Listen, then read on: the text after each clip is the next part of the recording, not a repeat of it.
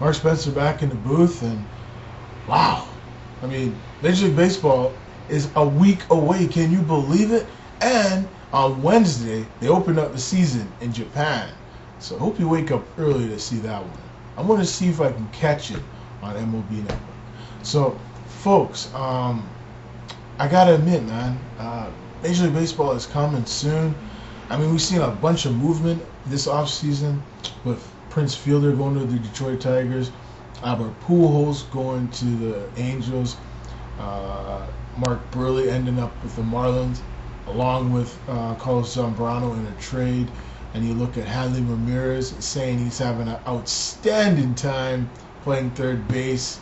I was just watching on the old YouTube with Ken Rosenthal of Fox, and he's saying that Hanley Ramirez is having a good time playing third base. So hopefully it works out between Reyes and Hanley Ramirez, because I'm telling you, you look at the Philadelphia Phillies. Right now they are struggling. Like, I've never seen a team struggle with injuries.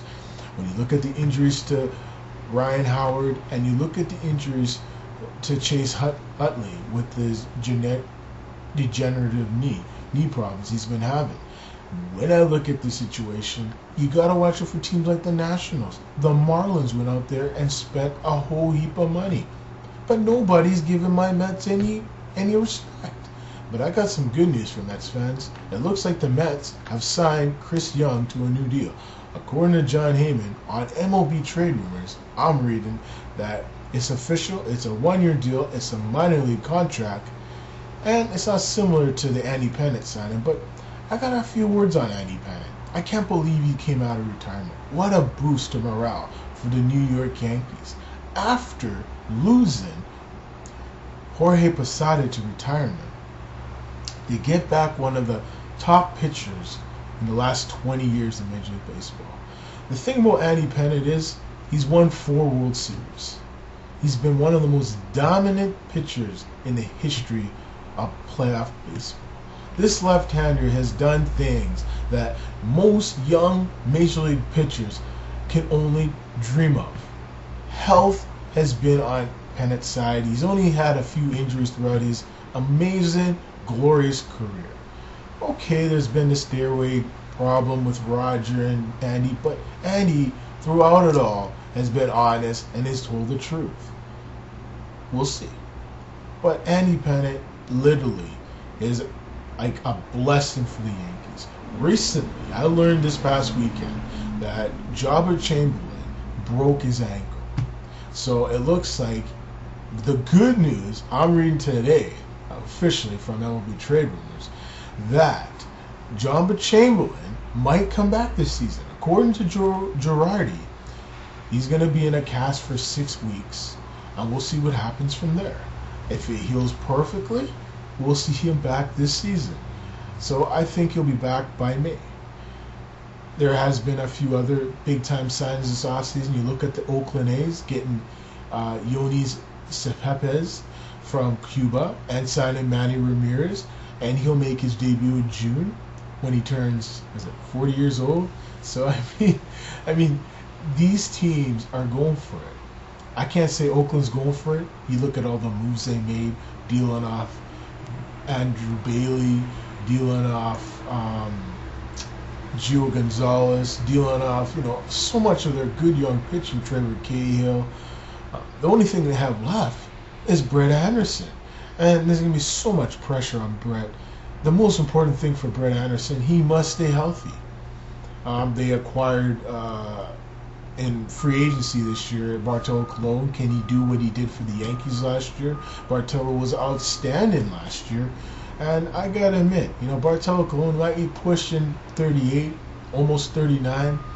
But, this guy is a former MVP, and he needs to step it up. When I look at the Angels with the Bobby Abreu situation, it's looking to me that the Angels might release Bobby Abreu. One team that could really use Bobby Abreu right now is no other team than the team he began his career with. Not Tampa Bay, he began it there, but the team he became a star with, the Philadelphia Phillies. I could say one team out of all the major league teams in Major League Baseball that need Bobby the most in that outfield for the Phillies has to be Bobby Abreu. Bobby Abreu is one of the greatest Phillies of all time. The Philadelphia fans would love to see this guy come back, and I would love to see him go back to the Phillies, where he became an all-star, a superstar, a home run winner of the Home Run Derby in 2005. And I'll never forget it, man. Bobby Abreu is one of the best. The guy's on-base percentage is one of the highest in Major League history. He works so hard to get on base, generate offense, hits, batting average, Mr. Patience.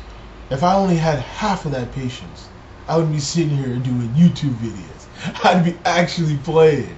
But when I played, I struck out so much. I was in Little League, Wally Little League, if you guys ever heard of it. You see those Little League World Series. But, you know, it's patience. When you have patience, good things happen to you. And that's what happened with Bobby Abreu. He's had the patience over the years, and you're seeing it now. But he hasn't done good this offseason, in this spring training. And I've seen a few games, and he hasn't looked like the Bobby Abreu of old. But don't worry. He just needs a breath of fresh air. And if he goes back to the Phillies, I'm telling you right now, if the Phillies want to win the World Series in 2012, they need to go assign Mr. Bobby Abreu. If the Angels release him, I feel, and what I've learned, I feel that Bobby Abreu will be released this week, and Phillies will have a shot at bringing back one of their greatest talents to ever put on Phillies stripes. Hey, he looked pretty good in Citizen Bank Ballpark in Philadelphia. And Grady Little, hey, it'd be like a Christmas present, as far as I'm concerned. Not Grady Little, Charlie Madden. What am I talking about, Grady Little? He's a former Boston Red Sox manager. I mean, Charlie Madden. And I think this would be a positive for this team. You never know. Bobby Abreu still has game. And I feel that he can make a difference for this team. I've heard recently that the Toronto Blue Jays are looking to add a pitcher. We'll have to see what happens. They just recently sent down Travis Snyder, so it means Thames is actually going to stand up with the Major League team. I think with Travis Snyder, he needs to change the scenery, maybe a new team. I think the Oakland Athletics would be a good fit for that young player, and don't be surprised if the Blue Jays and the A's make a deal. I heard a rumor that the Blue Jays are definitely interested in John Danks. I wouldn't be surprised if they go get Danks in the next couple weeks. We'll see how the team starts up. Opening day is next week, April 5th for them. And opening day on Fox is April 7th. They're going to show like 4 or 5 amazing games, including some of the big off-season signings that happened this summer. So, folks, keep watching, keep tuning in. I'm back. MLB Review is back. And this is the end for today, March 26, 2012. The one and only is back. My final spring training edition 1. See you, folks. And may the best team win. Bye, everybody.